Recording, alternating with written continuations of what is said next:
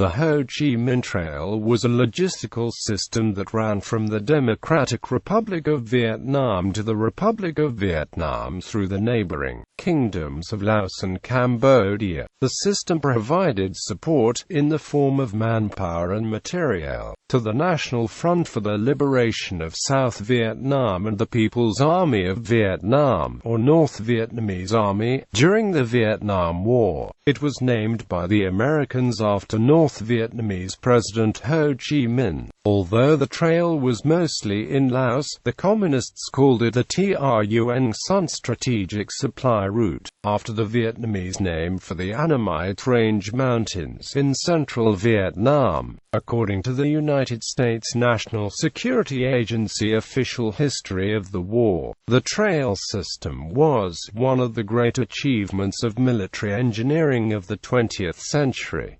Origins. Parts of what became the trail had existed for centuries as primitive footpaths that facilitated trade. The area through which the system meandered was among the most challenging in Southeast Asia, a sparsely populated region of rugged mountains, triple canopy jungle and dense primeval rainforests. During the First Indochina War, the Viet Minh maintained north-south communication using this system of trails and paths. In 1959, Hanoi established the 559th Transportation Group under the command of Colonel Vo Biem to improve and maintain a transportation system to supply the NLF uprising against the South Vietnamese government. Originally, the North Vietnamese effort concentrated on infiltration across and immediately below the demilitarized zone that separated the two Vietnams. As early as May 1958, PAVN and Pathet Lao forces had seized the transportation hub at Chepone, on Laotian Route 9. This had been accomplished due to the results of elections in May that had brought a right-wing government to power in Laos, its increasing dependence on U.S. military and economic aid, and an increasingly antagonistic attitude toward North Vietnam. The 559th Group flipped its line of communications to the western side of the Truong Son Mountains. By 1959, the 559th had 6,000 personnel in two regiments alone, the 70th and 71st, not including combat troops in security roles and North Vietnamese and Laotian civilian laborers. In the early days of the conflict, the trail was used strictly for the infiltration of manpower. This was due to the fact that Hanoi could supply its southern allies much more efficiently by sea. After the initiation of U.S. naval interdiction efforts in coastal waters, known as Operation Market Time, the trail had to do double duty. Materiel sent from the north was stored in caches in the border regions that were soon retitled base areas, which, in turn, became sanctuaries for NLF and PAVN forces seeking respite and resupply after conducting operations within South Vietnam. Base areas. There were 5 large base areas in the panhandle of Laos. BA 604 was the main logistical center during the Vietnam War. For that, the coordination and distribution of men and supplies into South Vietnam's military Region 1 and Ba further south was accomplished. BA 611 facilitated transport from BA 604 to BA 609 and the supply convoys moving in either direction. It also fed fuel and ammunition to BA 607 and on into South Vietnam's A Shau Valley. BA 612 was used for support of the B3 front in the central highlands of South Vietnam. BA 614, between Savannah Cay, Laos and Cam Duc, South Vietnam, was used primarily for transporting men and materiel into Mr. To and to the B3 front. BA 609 was important due to a fine road network that made it possible to transport supplies during the rainy season. The notion of barefoot hordes pushing heavily loaded bicycles, driving ox carts, or acting as human pack animals, moving hundreds of tons of supplies in this manner was quickly supplanted by trucks, which quickly became the main method of supply transportation. As early as December 1961, the 3rd Truck Transportation Group of PAVN's General Rear Services Department had become the first motor transport unit fielded by North Vietnamese to work the trail, and the use of motor transport escalated. 2 types of units served under the 559th Group: Intrams and Camo Liaison units. A Intram was the equivalent of a regimental logistical headquarters and was responsible for securing a particular section of the network, while separate units were tasked with security, engineer, and signal functions. A Intram provided the logistical necessities, usually located 1 day's march from one another. Camo Liaison units were responsible for providing food, housing, medical care, and guides to the next way station. By April 1965, command of the 559th Group devolved upon General Phan Trong Tu, who assumed command of 24,000 men in 6 truck transportation battalions, 2 bicycle transportation battalions, a boat transportation battalion, 8 engineer battalions, and 45 Camo Liaison stations. The motto of the 559th became, "Build roads to advance, fight the enemy to travel." The system developed into an intricate maze of 5.5-metre dirt roads, foot and bicycle paths, and truck parks. There were numerous supply bunkers, storage areas, barracks, hospitals, and command and control facilities, all concealed from aerial observation by an intricate system of natural and man-made camouflage that was constantly expanded and replaced. By 1973, trucks could drive the entire length of the trail without emerging from the canopy except to ford streams across them on crude bridges built beneath the water's surface. The weather in southeastern Laos came to play a large role both in the supply effort and in U.S. South Vietnamese efforts to interdict it. The southwest monsoon from mid-May to mid-September brought heavy precipitation per year. The sky was usually overcast and temperatures high. The northwest monsoon from mid-October to mid-March was relatively drier and with lower temperatures. Since the road network within the trail system was generally dirt, the bulk of supply transportation were conducted during the dry season. Eventually, the bulk of the trail was either asphalted or hard-packed, thus allowing large quantities of supplies to be moved even during the rainy season.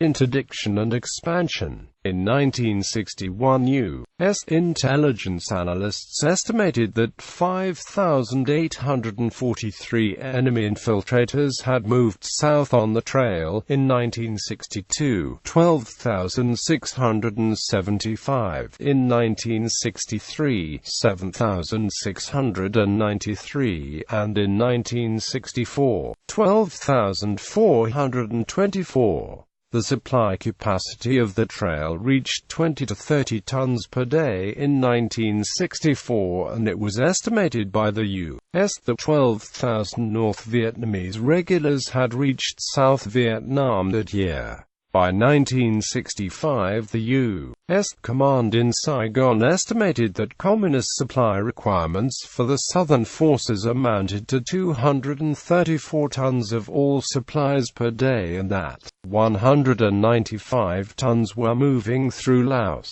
U.S. Defense Intelligence Agency analysts concluded that during the 1965 Laotian dry season the enemy was moving 30 trucks per day of the trail, far above the Saigon estimate, demonstrating a key problem which arose when discussing the North Vietnamese supply effort and U.S. attempts to halt it. United States officials had only estimates of its enemy's capabilities. Intelligence collection agencies often conflicted with each other. Thanks to improvements to the trail system, the amount of supplies transported during 1965 almost equaled the combined total for the previous 5 years.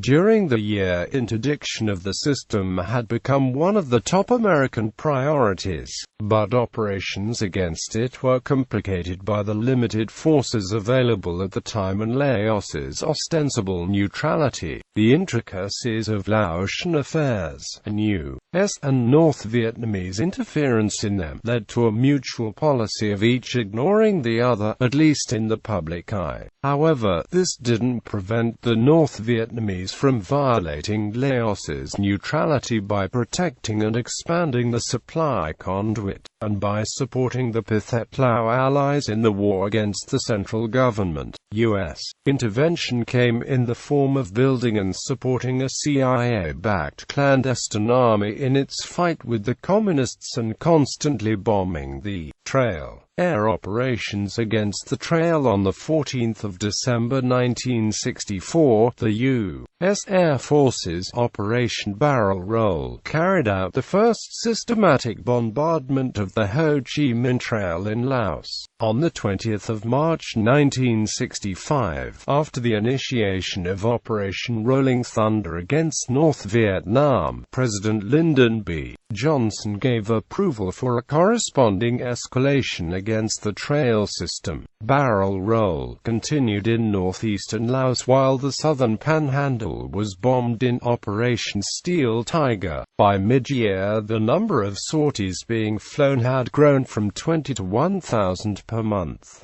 In January 1965, the U.S. command in Saigon requested control over bombing operations in the areas of Laos adjacent to South Vietnam's 5 northernmost provinces, claiming that the area was part of the extended battlefield.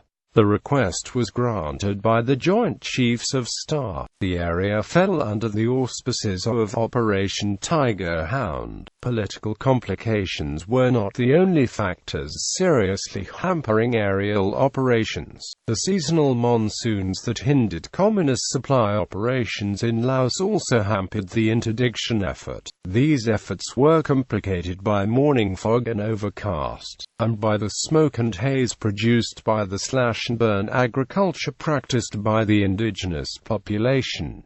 During 1968, the U.S. Air Force undertook 2 experimental operations that it hoped would exacerbate the worst parts of the above-mentioned weather patterns. Project Popeye was an attempt to indefinitely extend the rainy monsoon weather over southeastern Laos by cloud seeding. Testing on the project began in September above the Kong River watershed that ran through the Steel Tiger and Tiger Hound areas. Clouds were seeded by air with silver iodide smoke and then activated by launching a fuse fired from a flare pistol. 56 tests were conducted by October. 85% were judged to be successful. President Johnson then gave authorization for the program, which lasted until July 1972.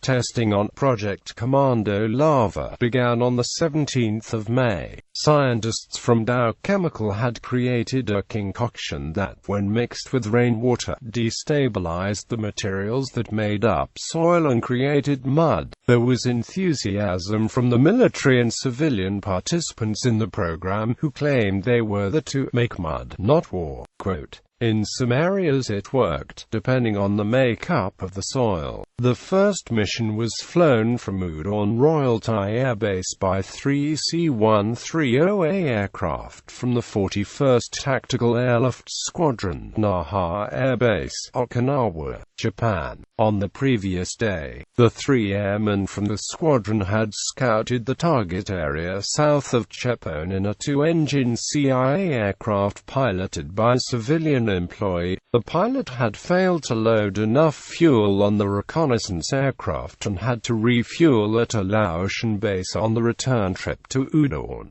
Since United States Armed Forces personnel were never officially acknowledged as being in Laos, the United States ambassador to Laos became enraged that U.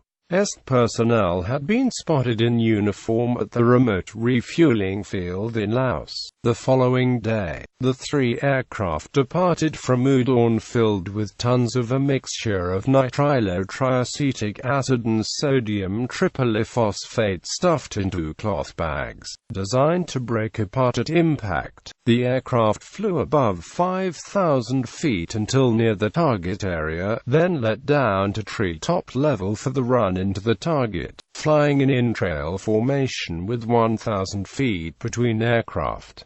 Two A-1E Skyrider aircraft provided air cover to the mission. The target itself was a road cut sharply into a hillside on a long traverse. The drop itself went as planned, with good coverage over the road for about 800 meters. Later on in the day, the forecast rain activated the SOAP, and the initial reports were that the entire road had washed into the valley. That night at a party at one of the local CIA watering holes, the C-130 crews and the CIA operatives celebrated the successful mission. Two other missions were flown by the same aircrews, operating out of Cam Ranh Air Base in South Vietnam. The targets on those two missions were at the northern end of A Shau Valley in South Vietnam, but were unsuccessful. The crews had been told that the North Vietnamese would rush hundreds of personnel to the drop site and remove the SOAP before the rainfall that was necessary to activate the chemicals. On the last mission, the third aircraft, commanded by Captain John Butterfield, was seriously damaged by ground fire. Although he managed to land at Chulai, the aircraft was a total loss due to a warped wing spar. For his actions on that day, Captain Butterfield received the Silver Star Medal. It was decided that the experiment didn't justify the risk, and a mission was officially cancelled. Ground operations against the trail on the ground. The CIA and the Royal Lao Army had initially been given the responsibility of stopping, slowing, or at the very least, observing the enemy's infiltration effort. In Laos, the agency began Operation Pincushion in 1962 for that reason. The operation evolved into Operation Hardnose, in which CIA-backed Laotian irregular reconnaissance team operations took place. In October 1965, General Westmoreland received authorization to launch a U.S. military cross-border recon effort. On the 18th of November 1965, the first mission was launched across the fence and into Laos by the MACV SOG. This was the beginning of an ever-expanding reconnaissance effort by MACV SOG that would continue until the operation was disbanded in 1972. Another weapon in the American arsenal was unleashed upon the trail on the 10th of December 1965, when the first B-52 Stratofortress bomber strike was conducted in Laos. A commonly occurring historical perspective concerning the interdiction effort tends to support the campaigns due to the enemy materiel and manpower that it tied down in Laos and Cambodia. This viewpoint pervaded some official U.S. government histories of the conflict. John Schleit, in his A War Too Long, said of the PAVN's logistical apparatus, "This sustained effort, requiring the full-time activities of tens of thousands of soldiers, who might otherwise have been fighting in South Vietnam, seems proof positive that the bombing of the Ho Chi Minh Trail had disrupted the North Vietnamese war effort." The same historians would not consider the immense logistical effort fielded by the U.S. to sustain its military in Southeast Asia as a waste of manpower and resources, even if only one American soldier in 4 assigned to South Vietnam served in the combat arms. Despite anti-infiltration efforts of the U.S., the estimated total of PAVN infiltrators for 1966 was between 58,000 and 90,000 men, including 5 full enemy regiments. A June 1966 DIA estimate credited the North Vietnamese with 1,000 kilometers of truckable roads within the corridor, at least 300 kilometers of which were good enough for year-round use. 1967 saw a change in command of the 559th Group as Senior Colonel Thong Sai Nguyen assumed command. In comparison to the above DIA estimate, by the end of the year the North Vietnamese had completed 2,959 kilometers of vehicle-capable roads, including 275 kilometers of main roads, 576 kilometers of bypasses, and 450 entry roads and storage areas.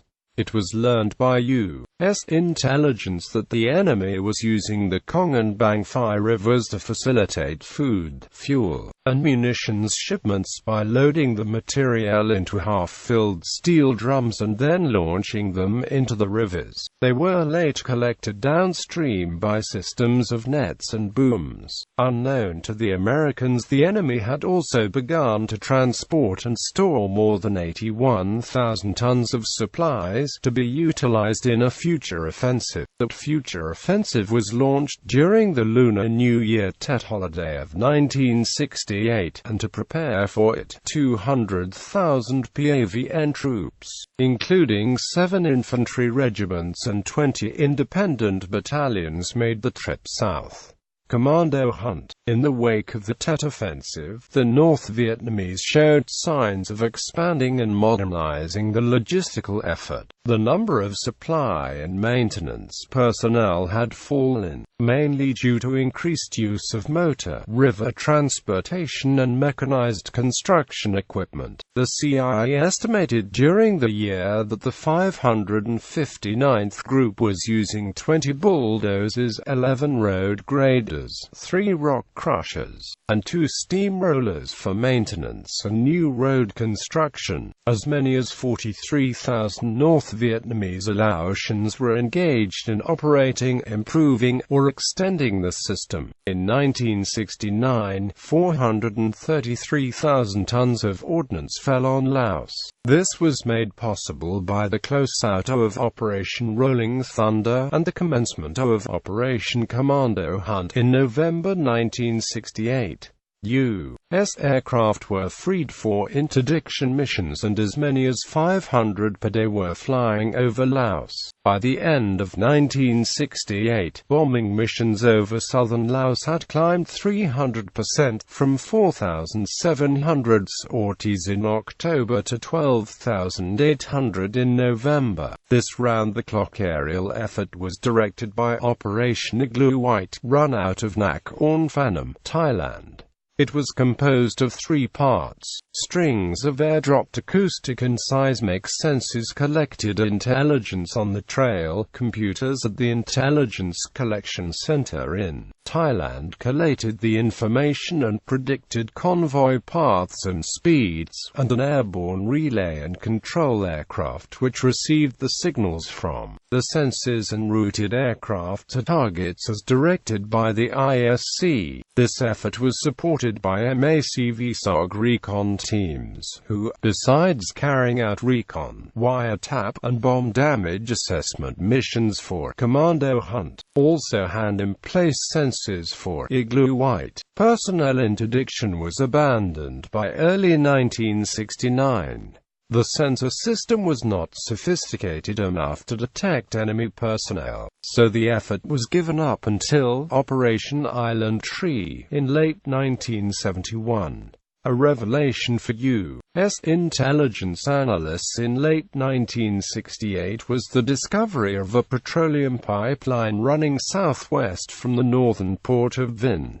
Fuel pipeline. Early in 1969, the pipeline crossed the Laotian frontier through the Mugeo Pass, and by 1970, it reached the approaches to the A Shau Valley in South Vietnam. The plastic pipeline, assisted by numerous small pumping stations, managed to transfer diesel fuel, gasoline, and kerosene all through the same pipe. Due to the efforts of the PAVN 592nd Pipelaying Regiment, the number of pipelines entering Laos increased to 6 that year. The 559th Group was made the equivalent of a military region in 1970 and again placed under the command of General Thong Sinawan. The unit was reorganized into 5 divisional headquarters: the 470th, 471st, 472nd, 473rd, and the 571st. The group consisted of 4 truck transportation regiments, 2 petroleum pipeline regiments, 3 anti-aircraft artillery regiments, 8 engineer regiments, and the 968th Infantry Division. By the end of 1970, the 559th was running 27 bin trams, which transported 40,000 tons of supplies with a 3.4% loss rate during the year. Truck relay system. These supplies traveled in convoys from North Vietnam in relays, with trucks shuttling from only one way station to the next. The vehicles were then unloaded and reloaded onto fresh trucks at each station. If a truck was disabled or destroyed, it was replaced from the assets of the next northern station, and so on until it was replaced by a new one in North Vietnam. Eventually, the last Camo liaison station in Laos or Cambodia was reached and the vehicles were unloaded. The supplies were then cached, loaded onto watercraft, or man-ported into South Vietnam. Due to the increased effectiveness of commando hunt, North Vietnamese transportation units usually took to the roads only at dusk, with the peak in traffic coming in the early hours of the morning. As American aircraft came on station, traffic would subside until just before dawn, when fixed-wing gunships and night bombers returned to the bases. The trucks then began rolling again, reaching another peak in traffic around 6 o'clock as drivers hurried to get into truck parks before sunrise and the arrival of the morning waves of U.S. fighter bombers.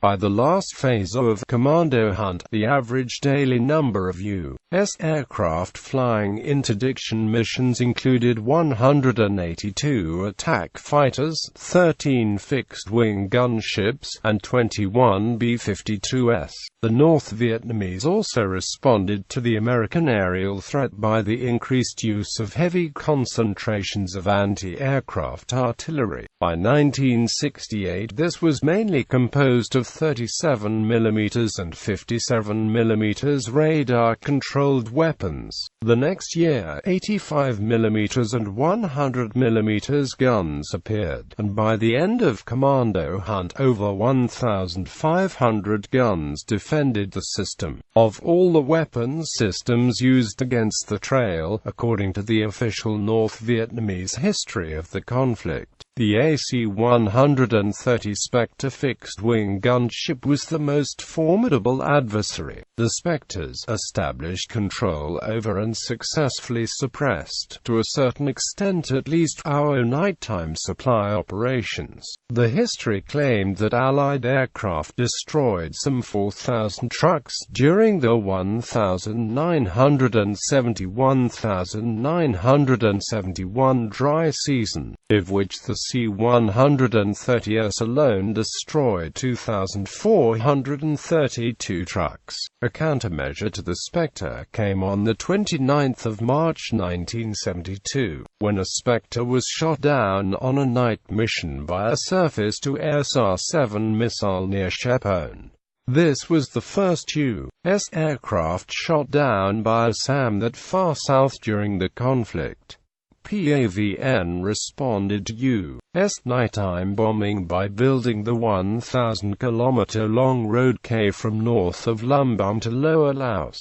During Commando Hunt IV, U.S. South Vietnamese and Laotian forces began to feel the North Vietnamese reaction to General Lon Nol's coup in Cambodia and the subsequent closure of the port of Sihanoukville to its supply shipments.